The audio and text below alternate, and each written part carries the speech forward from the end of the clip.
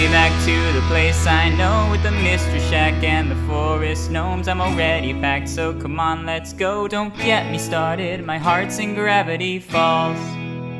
Welcome to Mystery Shack Look Back, a nostalgic time capsule and no-spoiler book club of the original Gravity Falls fandom. We are your curators. I'm Charlie. I'm Ella. Ella, how's it going? It's good. It's good. How are you? You know, hanging in there. How's the weather? It's all right. It's all right. It's been very up and down. How are you all today? Oh, really? Just Dora-like, waiting for the listeners to respond to us. Can you say Gravity Falls? So we're here today, the subject of our secret meeting. What's awkward about this is the first episode, we were not covering an episode of Gravity Falls. The second episode, we had a guest mixing up the formula before we even found it. So now we have to find it. And you get to help us. Yeah, it's a worldwide hunt for the formula structure for our podcast. Yeah. Well, I guess we'll just say this episode is titled Legend of the Gobblewonker. That's right. This is the second episode of Season 1 of Gravity Falls. It premiered on June 29th, 2012, which they call the Tourist Trap premiere the preview and call this the premiere. The idea was that the show was not on the schedule when Tourist Trap premiered and would be a regularly releasing thing by the time Gobblewonker premiered. Yeah. That's funny. Honey, you got a storm coming. Yeah, no, I mean, we don't have much to introduce other than the episode, which we are going to watch right now. The Disney Plus link to it should be in the description of wherever you're listening to the podcast if you want to watch along with us. I love that about us. Legend has it. I seen it! I seen it again! A mysterious creature The Gravity Falls Gobblewonker! resides in Gravity Falls. Did you guys hear that? Do you believe? All you gotta do is point and shoot. Like this.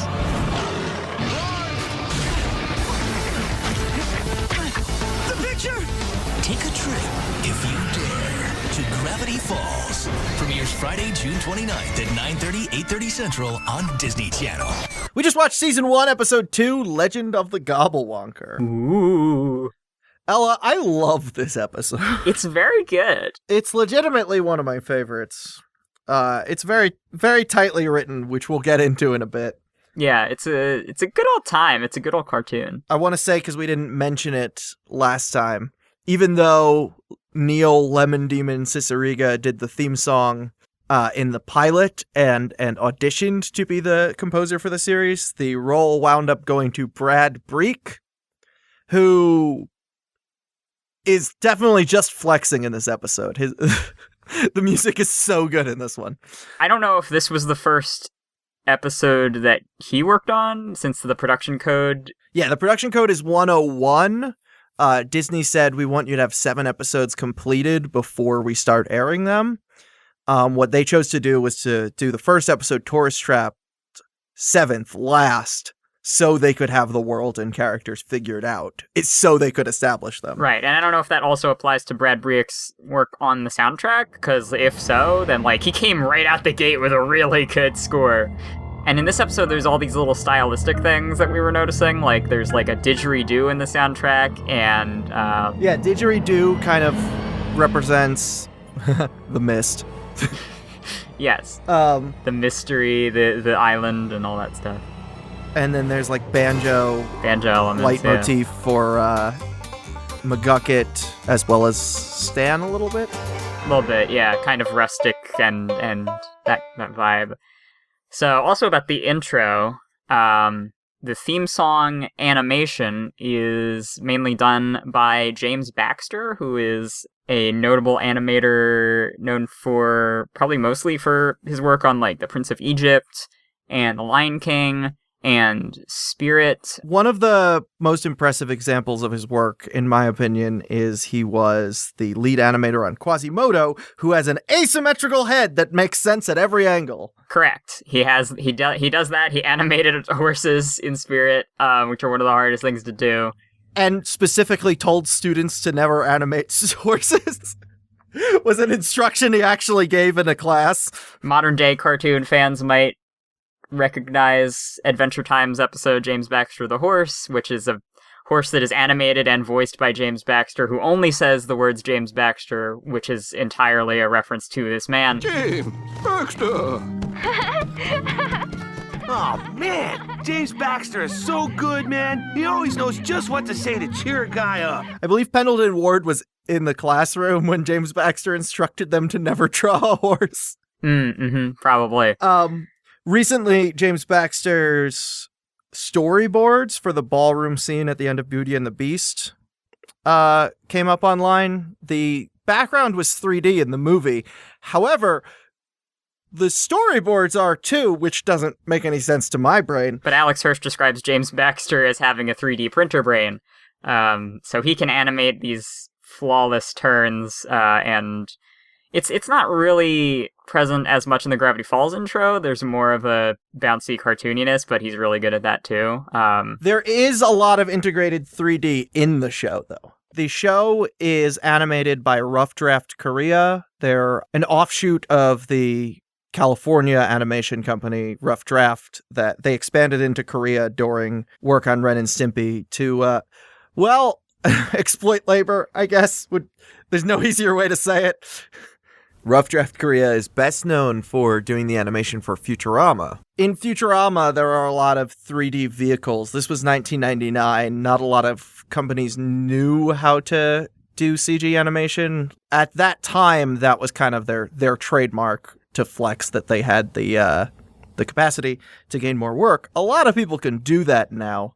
However, I think the boat in this episode, definitely you could tell it's by the people who've been doing it the longest. Yeah, and it also makes sense as a strategy because vehicles do not change shape the way that fleshy bodies do, and they're also really hard to draw from a bunch of three-dimensional angles, unless you're James Baxter, but they can't have him all the time. So Gravity Falls is script-driven rather than storyboard-driven. So once a script is produced and that is then turned into a storyboard by the board artists, that is all assembled into an animatic, which is just the storyboard timed to a scratch track usually, which is the people who worked on the show recording the dialogue, right, just so they could kind of know how it's going to be delivered. Some kind of temp track for the music if the music isn't done. And then that is shipped overseas for this show and many shows like it for the reasons that Charlie just said. Yeah, so because this is the first episode they made, there are a lot of mistakes. At some point, Mabel starts puppeteering a pelican's bill. Hey, how's it going? It's going awesome! Bow, bow, bow, bow, bow. Mabel, leave that thing alone. Aw, I don't mind none. Hey, look, I'm drinking water. Twinkle, twinkle, little. And the voice she is doing is not performed by Kristen Schaal. And apparently, it was recorded by Kristen Schaal, but it was voiced by Alex in the scratch recordings of the storyboard animatic. And somehow there was a mix-up. Yes, which I ultimately think is kind of funnier, as much as I would love to hear Kristen Schaal's recordings. It's almost a Bobcat Goldthwait impression. Oh, yeah. So, Ella, interestingly, in the commentary, Alex says, I'm noticing that the question mark on Seuss's shirt has inexplicably disappeared for this episode. That's an animation error we just never caught.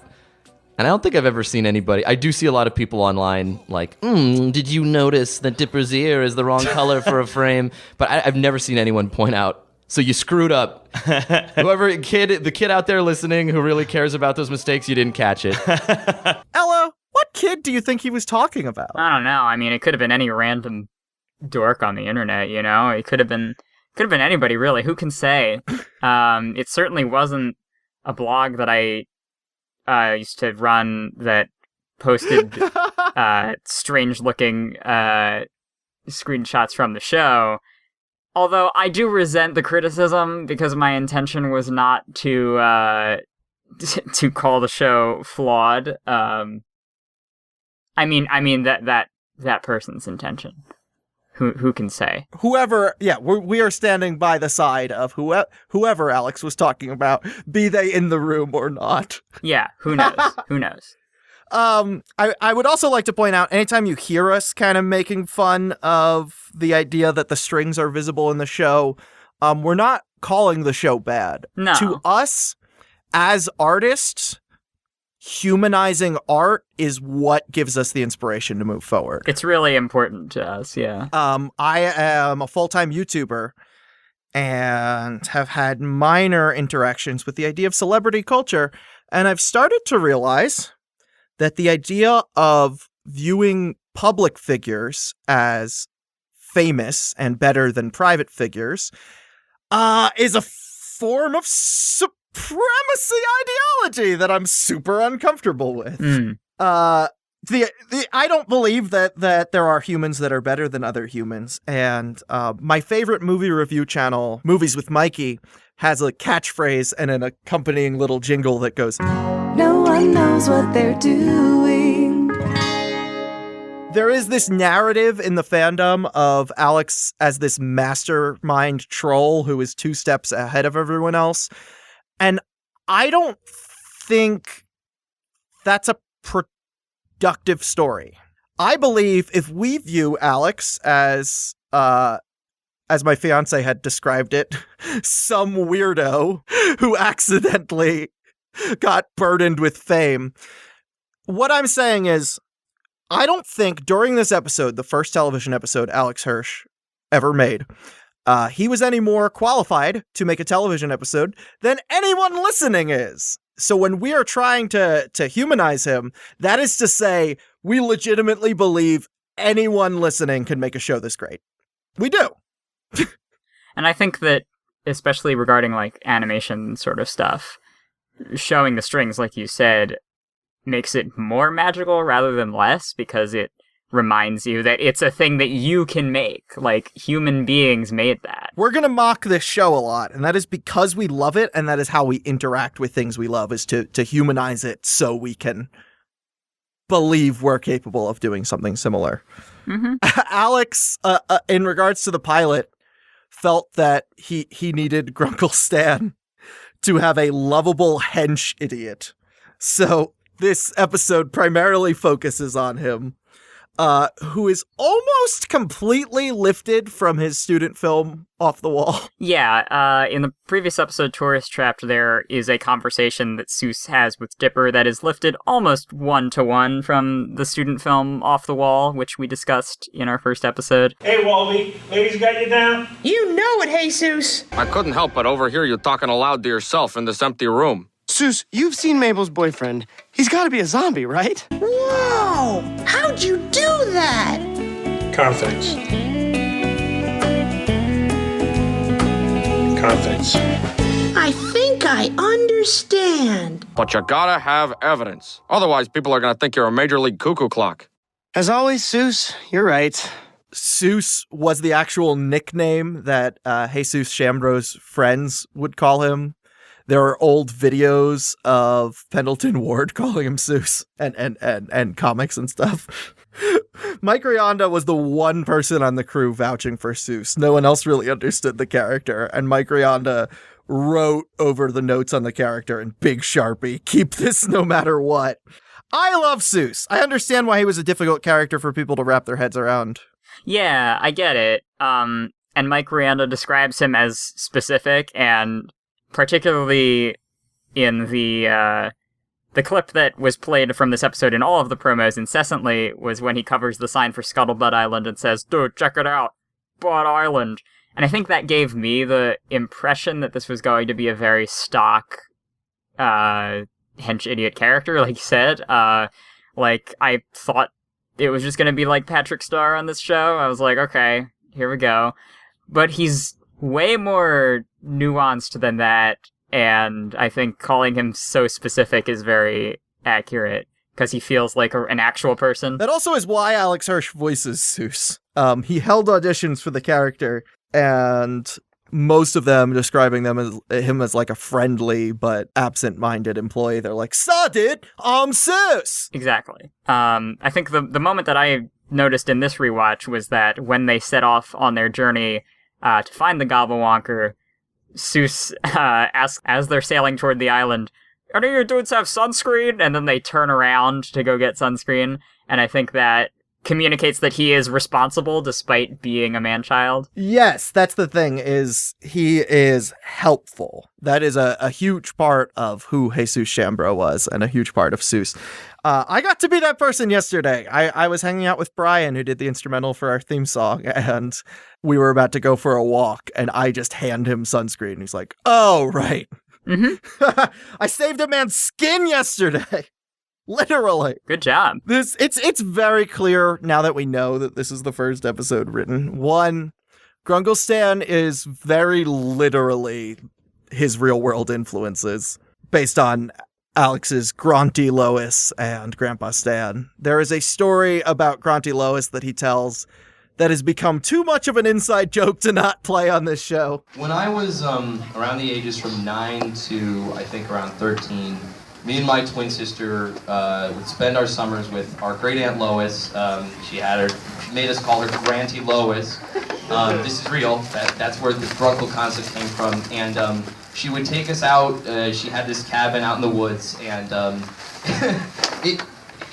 those summers were not like the Gravity Falls summers. We would wake up at like 8 a.m. and she'd be like, "Time for a hike!" I'd be like, "Where?" She'd be like, "To the rock!" And we'd go to a rock, and then she'd be like, "Pull weeds!" And then after that, she'd be like, "Book time!" And like lock us in our room for just like 6 hours to read whatever book we had and then read it over again. So, Shelby, a friend of ours, said she doesn't like Gobblewonker because she said a lot of it could be fixed with communication.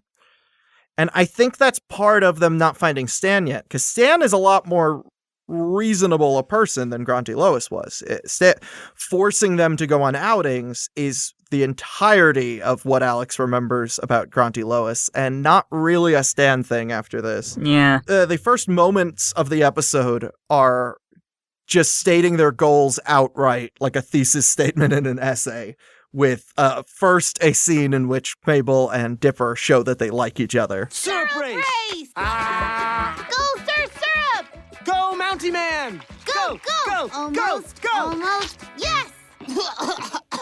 I won! Immediately after that, Mabel shows off a beard hair to imply that the gnome episode happened. We didn't get any photos of those gnomes, did we? Nope, just memories.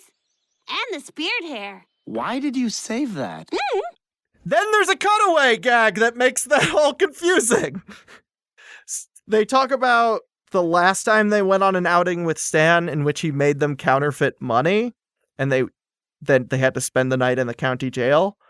When was that? Yeah, there are also cutaways in Tourist Trapped that kind of force us to imagine a week or two before Tourist Trapped. You're right. The flirting montage has a bunch of different sweaters. Yes, okay. So, yeah, that makes sense. Okay, because they're already working at the shack when we first see them in Gravity Falls, Oregon. Yeah. Yes. Okay, I accept that. Yeah, fair enough. I accept that.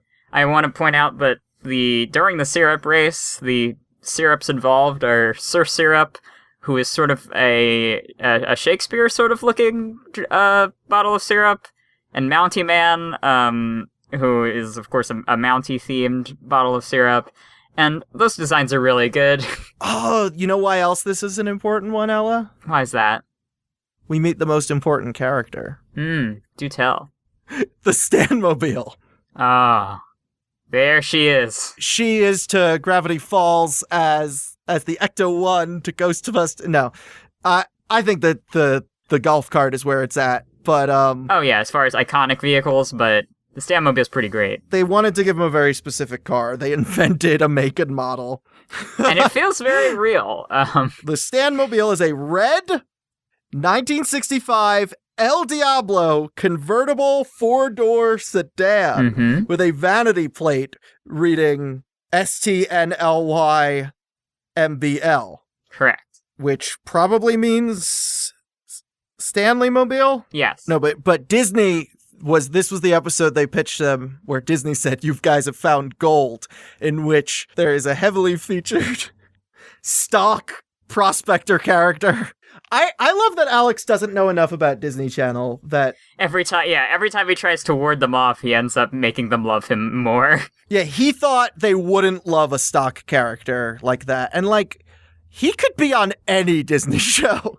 He thought they wouldn't love gross old Grunkle Stan, and they're like, oh, this is nice. Old Man McGucket has just some fantastic lines. They're really good. I don't blame Disney at all for falling in love with him. No, how can you not love him? He's beautiful, is the thing. Old Man McGucket, he's great. He starts doing a jig, and Mabel says he's doing a happy little jig. And he goes, no! It's a jig of grave danger! Which I love that McGucket has a jig for every situation, and he can tell them apart. It's a great establishing moment for him, yes. It tells us everything we need to know about McGucket. McGucket's story is kind of a parallel to Dipper and Mabel's and Stan's story. Mm-hmm. McGucket is neglected by his son like a stray dog. He even sprays a water bottle at him. Whose name is Tate, which is short for Tater. To get attention, he does a Scooby-Doo trap. Not trap. He does a Scooby-Doo scam. He dresses up as a big monster to scare people. Yes. This is a parallel to Dipper and Mabel not really wanting to spend the day with Grunkle Stan. Right. A lot of this episode is just them wandering around doing jokes. Good jokes, but still... They refer to as Act 2 syndrome, which is we know how the episode is set up. We know the ending. We don't know what happens in the middle. But yeah, they're really good jokes. This comes from... This episode was rewritten a crazy amount of times. What they would do was Alex and Mike Rianda would go into the boardroom, assign each other a scene to write, go into their offices, write it alone, come back, read it to each other, swap scripts, rewrite each other's scripts. The people at Disney told them most of our scripts are written in Final Draft, so you could just use that software. They thought they were geniuses for thinking to use Microsoft Word. Like, why didn't anyone think of this before?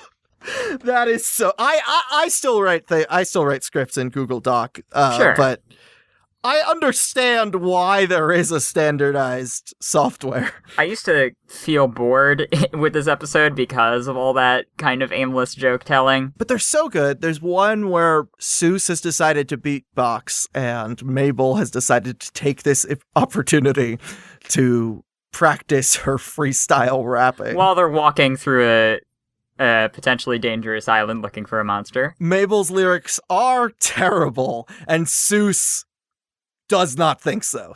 Seuss is very encouraging. I also don't think so. Oh, yeah? Yeah. Okay, sorry. I think it's pretty good.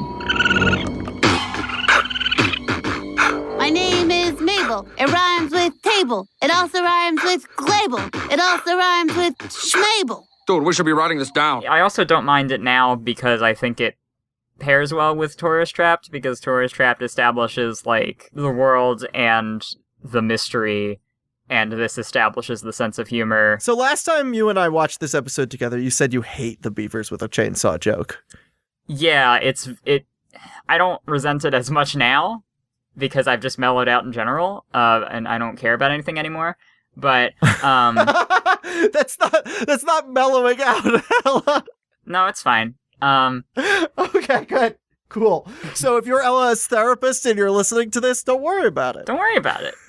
But yeah, it felt very, like, random humor, I guess, and it is, but it's fine. It's not worth getting mad over, and the subtitle joke is the best part. I don't have the distaste for random humor that a lot of other people have gained. I get that random humor has become like something that can be a roadblock in getting someone into a series, such as it is with Homestar Runner with me.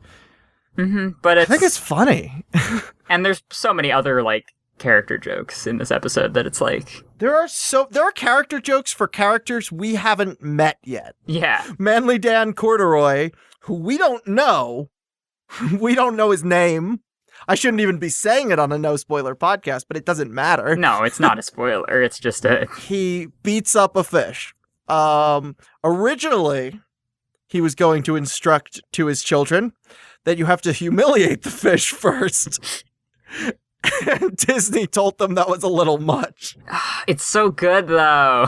First, you must humiliate the fish. There's one that is kind of a character joke and kind of a meta joke that the writers are writing about the thing that they're writing, but it's such a good bit, and it's when Dipper over-prepares for the inevitable cliche things that will go wrong on a monster hunt and packs 17 disposable cameras, most of which immediately get destroyed. You see, I chalked that up to they had just finished animation school, and they thought they were very smart because they knew all these story writing tricks. I didn't think the result could ever be that you would just stop caring about anything. What do you mean? Well, you've just finished school and told me you don't care about anything anymore. No, I don't worry about it because it's fine. The we are very smart part is maybe just where Dipper is establishing the problem. But the way the cameras get destroyed is still so genuinely funny. Seuss thinks he's being helpful by throwing the cameras overboard. That's a very good Seuss joke. They know Seuss already. They're very clear on who Seuss... Probably because he's real. I think they know most of the characters, because Stan is still pulling from something real. It's just different stuff than what they pull from later. So, much like in the first episode, Dipper and Mabel learn to trust each other. At the end of this one, we kind of continue from Stan's ornery man with a heart of gold bit from the end of the first episode. Right. They kind of start to see that side of Stan, that he is a very, very caring man who all he ever thinks about is family. He wants so hard to be seen as tough, but he's a big softy. Absolutely. A big softy that, you know... He has to wear the occasional ankle bracelet. Yeah. He was alone for, an hour? And somehow during that time got arrested. Can't even remember how, it seems. Yeah. And is very nonchalant about the fact that he just got arrested. Mm-hmm.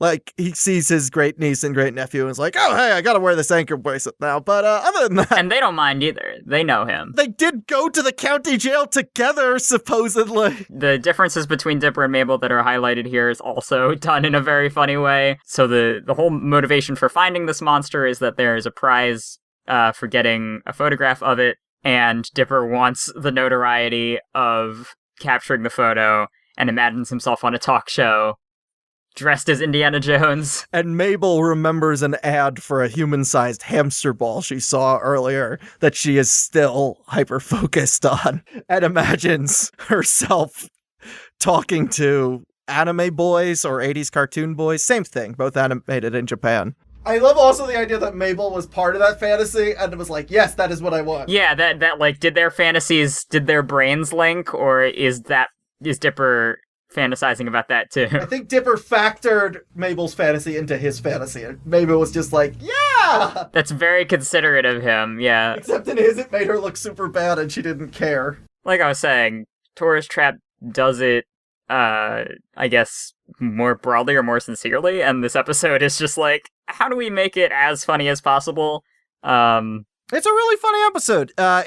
They would not advise spending this long rewriting an episode to get the jokes as good as possible. Nowadays, they don't stand by that. But you can tell that the moments where that comes through in this episode. And then the cryptogram at the end, in the end credits, is still the Caesar cipher. Mm-hmm. It decodes to next week.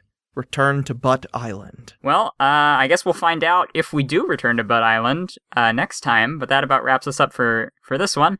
If you want to find more episodes of this podcast, go to our host network, pipedreampodcast.com, where you can find other shows like Escape from Walt Disney, How Did This Not Get Made, and Come On for Hookwapods. While you're there, you can find links to our show's social medias and Discord server. You can also contact us at mysteryshacklookback@gmail.com. Thanks to Pryan Bryan for making the instrumental for our theme song. That's a song that I wrote, and you can find it at ellachessery.bandcamp.com. We've got that also in our description. And it goes a little something like this. Take me back to the place I know with the mystery shack and the forest gnomes. I'm already packed, so come on, let's go. Don't get me started. My heart's in Gravity Falls. I'm Crinkle Stan, and you're watching the Disney Channel. Da da da da. Oh, my back. What am I supposed to do with this? What is this? Like a stick? What am I? Oh, it's glowing. I could sell this. Look over there. A giant mouse.